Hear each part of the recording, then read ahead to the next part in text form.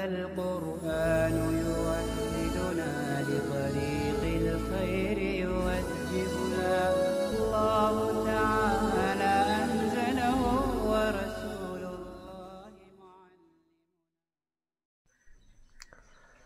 بسم الله الرحمن الرحيم. وقد يقال فعلى هذا لا يكون العلم بأحوال الأمور العامة منها لأنها غير موجودة في الخارج على ما بينه المحققون. وأجيب بأن الأمور العامة هناك ليست بموضوعات بل محمولات تثبت للعيان، فإن قولنا الوجود زائد في الممكن في قوة قولنا الممكن موجود بوجود زائد. وقد يقال، اور کبھی یہ کہا جاتا ہے، مطلب یہ اعتراض کیا جاتا ہے، فعلى هذا لا يكون العلم بأحوال الأمور العامة، کہ اس بنا پر امور عامہ کے احوال کا جاننا علم حکمت میں سے نہیں ہوگا، لأنها غیر موجودة فی الخارج، اس لیے کہ امور عامہ خارج میں موجود نہیں ہوتے، اعلیٰ ما بینہ المحققون، جیسا کہ محققین نے بیان کیا ہے۔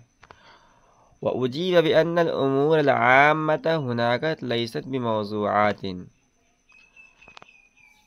اور اس کا جواب یہ دیا گیا ہے کہ امور عامہ اس جگہ موضوعات نہیں ہیں، بل محمولات تثبت للأعیان، بلکہ محمولات ہیں جو موجودات خارجیہ کے لیے ثابت ہوتے ہیں۔ فإن قولنا الوجود زائد في الممكن في قوة قولنا الممكن موجود بوجود زائد، اس لیے کہ ہمارا قول وجود زائد ہوتا ہے ممکن کے اندر، یہ ہمارے قول ممکن موجود ہوتا ہے وجود زائد کے ساتھ کے درجے میں ہے۔ یہاں سے مصنف رحمۃ اللہ علیہ دفع دخل مقدر فرما رہے ہیں، یعنی ایک اعتراض اور اس کا جواب ذکر فرماتے ہیں۔ اور یہ جو اعتراض کیا گیا ہے، یہ اعتراض ہے اس بات پر جو مصنف نے بیان کیا ہے پہلے، اخذ العیان فی تعریف الحکمت، یعنی حکمت کی تعریف میں خارجیہ کی قید کا لحاظ کرنے پر یہ اعتراض ہے۔ اور یہاں جو مصنف نے فرمایا کہ وقد یقال فعلی ھذا، ھذا کا مشار الیہ وہ یہ اخذ العیان فی تعریف الحکمت۔ اب یہ اعتراض ہے، یہ تھوڑا سا لفظی قسم کا اعتراض ہے، اس کو آپ تھوڑا غور کریں۔ اعتراض کا حاصل یہ ہے کہ جو حکمت کی تیسری تعریف کی گئی ہے اس میں آپ نے آیان کی قید کو ملحوظ رکھا،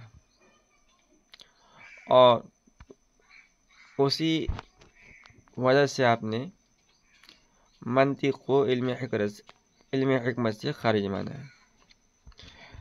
تو معتزلہ یہ کہتا ہے، تو اس بنیاد پر جو امور عامہ ہے، تو امور عامہ کے احوال کی جاننے کو بھی علم حکمت سے خارج ماننا چاہیے۔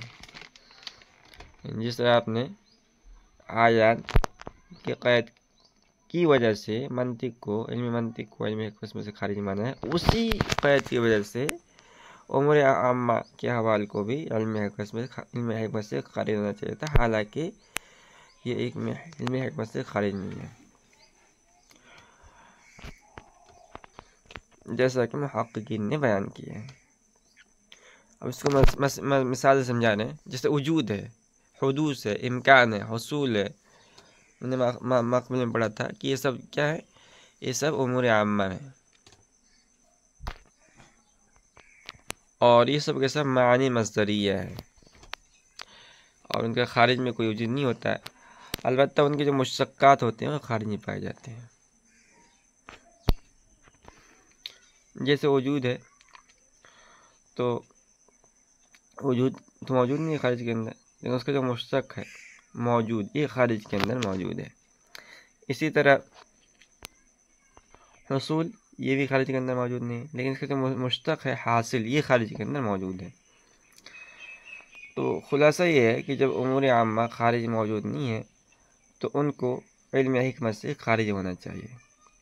حالانکہ ہم دیکھتے ہیں کہ فلاسفہ امور عامہ کو علم حکمت میں داخل مانتے ہیں، اور ان کو اپنے مسائل کا موضوع بناتے ہیں اور ان کے احوال سے بحث کرتے ہیں۔ ہم معترض اس کو مزید یعنی استشہاد کے لیے مثال پیش کرتا ہے، کہتا ہے کہ دیکھیے فلاسفہ کہتے ہیں کہ الوجود زائد فی الممکن، کہ وجود ممکن کے اندر زائد ہوتا ہے۔ تو یہاں آپ نے دیکھا کہ فلاسفہ اس قاعدے کو الوجود زائد فی الممکن، اس میں فلاسفہ نے وجود کو موضوع بنایا ہے اور اس پر زائد فی الممکن ہونے کا حکم لگایا ہے۔ تو گویا فلاسفہ نے اس قاعدے سے وجود کی حالت کے متعلق بحث اور گفتگو کی۔ اسی طرح کی جواب مصنف نے وجیبہ سے دیا ہے، اور جواب کا حاصل یہ ہے کہ امور عامہ کی بحث یہ علم حکمت سے خارج ہے۔ آپ نے جو کہا ہے آپ کی بات تسلیم ہے، جس طرح علم منطق علم حکمت سے خارج ہے، اسی طرح امور عامہ کی بحث بھی علم حکمت سے خارج ہے۔ البتہ جہاں فلاسفہ نے امور عامہ کو موضوع بنایا ہے وہاں ہم تعویل کر لیں گے۔ مثلا یہ کہا جائے گا کہ فلاسفہ نے جو قاعدہ بیان کیا ہے الوجود زائد فی الممکن، اس کا مطلب یہ ہے کہ الممکن موجود بوجود زائد، کہ ممکن وجود زائد کے ساتھ موجود ہوتا ہے۔ تو جب ہم اس کی تعویل اس طور پر کر لیں گے تو اب قاعدے کا مطلب یہ ہو جائے گا کہ